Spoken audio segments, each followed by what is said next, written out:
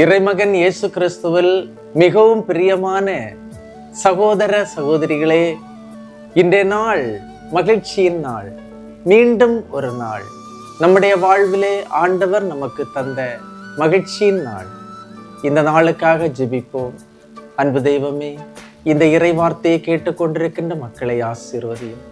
பல்வேறு தேவைகளோடு, விண்ணப்பங்களோடு, மன்றாட்டுகளோடு, இதே ஆவல்களோடு முழந்தாள் படியிட்டு, இன்று எனக்கு இந்த பிரச்சனையிலிருந்து எனக்கு விடுதலை கிடைக்காதா, இந்த கண்ணீரிலிருந்து எனக்கு விடுதலை கிடைக்காதா, நான் வேண்டுகின்ற இந்த வேண்டுதல் கேட்கப்படாதா என்று ஆவலோடு, வாஞ்சையோடு, கண்ணீரோடு ஜெபிக்கின்ற எனது சகோதரமே, இன்று உனக்கு ஆண்டவர் விடுதலையே தருகின்றார், மகிழ்ச்சியை தருகின்றார். இந்த நாள் மகிழ்ச்சியின் நாளாக மாறும். ஆமென். அன்புமிக்கவர்களே, இன்றைய நாளிலே நாம் தியானிப்பதற்காக எடுத்துக்கொண்ட இறைவார்த்தை நீதிமொழிகள் புத்தகம் 14ஆம் அதிகாரம் 26, 27 இறைவார்த்தைகள். ஆண்டவரிடம் கொள்ளும் அச்சம் ஒருவருக்கு திட நம்பிக்கை அளிக்கும். அவர் தம்முடைய பிள்ளைகளுக்கு அடைக்கலமாக இருப்பார். இங்கு அச்சம் என்பது கடவுளிடம் கொள்ளுகின்ற பக்தியை குறிக்கிறது. இன்று இறை வார்த்தை கேட்டு ஜெபிக்கின்ற உனக்கு கிடைக்கின்ற ஆசீர்வாதம் உனது தலைமுறைக்கும் கிடைக்கும். உன்னுடைய தலைமுறைக்கு அது கடத்தப்படும். அன்புமிக்கவர்களே, எனது தாத்தா, அதாவது என்னுடைய அம்மாவனுடைய அப்பா, ஒரு நாள் மதியம் 53 மணி ஜெபமாலையை ஜெபித்து விட்டு, முழந்தாள் படியிட்டு அவர் ஜெபித்து விட்டு கிட்டத்தட்ட ஒரு 12-12:30 இருக்கும். சாப்பிட கூட இல்லாம போய் படுத்தார். சற்று நேரத்திலே சாப்பிடுவதற்காக அவரை அந்த நேரத்தில் வந்து அவரை கூப்பிட்ட போது அவர் உயிரோடு இல்லை. அவர் இறந்து விட்டார். வாழ்நாள் முழுவதும் ஜெபமாலை ஜெபித்து அன்னை மரியிடம் அவர் கொண்டிருந்த ஜெபமாலை பக்தி இன்று எனக்கு இருக்கிறது.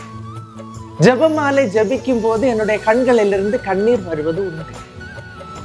எனது தாத்தா செய்த அந்த ஜெபம் இன்று பேரனாகி எனக்கு இருக்கிறது. இறை வார்த்தை என்ன சொல்லுகிறது? ஆண்டவரிடம் கொள்ளும் அச்சம் ஒருவருக்கு திட நம்பிக்கை அளிக்கும். அவர் தம்முடைய பிள்ளைகளுக்கு அடைக்கலமாக இருப்பார். ஒரு தலைமுறையிலிருந்து இன்னொரு தலைமுறைக்கு அந்த ஜெபம் கடத்தப்படும். 27வது இறைவார்த்தை சொல்லுகின்றது, ஆண்டவரிடம் கொள்ளும் அச்சம் வாழ்வளிக்கும் ஊற்றாகும். சாவை விளைவிக்கும் கன்னிகளுக்கு அது மனிதரை தப்புவிக்கும் என்று சொல்லப்படுகிறது.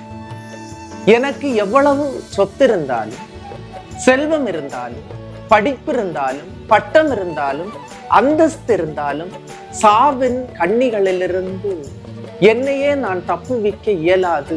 மாறாக எது தப்புவிக்கும்? ஆண்டவரிடம் கொள்ளும் அச்சம், அவரிடம் கொள்ளுகின்ற அந்த பக்தி தான் வாழ்வின் ஊற்றாக மாறும். சாவை விளைவிக்கும் கன்னிகள் பல உண்டு. நீயும் உனது பிள்ளைகளும் அந்த கன்னிகளில் அகப்படக்கூடாது. போதை என்ற கண்ணி உண்டு, மதுபானம் என்ற கண்ணி உண்டு, தகாத உறவு என்ற கண்ணி உண்டு, உடல் இச்சை என்ற கண்ணி உண்டு, செல்போன் அடிமை என்ற கண்ணி உண்டு, பில்லி சூனியம் என்ற கண்ணி உண்டு, மந்திரவாதம் என்ற கண்ணி உண்டு, பிறருடைய ஏவுதலுக்கு அடிமையாகி இருக்கின்ற குடும்பம் என்ற கண்ணி உண்டு. இவ்வாறு உனது வாழ்வில் சாவை கொண்டு வருகின்ற கன்னிகளிலிருந்து நீயும் உனது குடும்பமும் பாதுகாக்கப்பட வேண்டும், தப்புவிக்கப்பட வேண்டும்.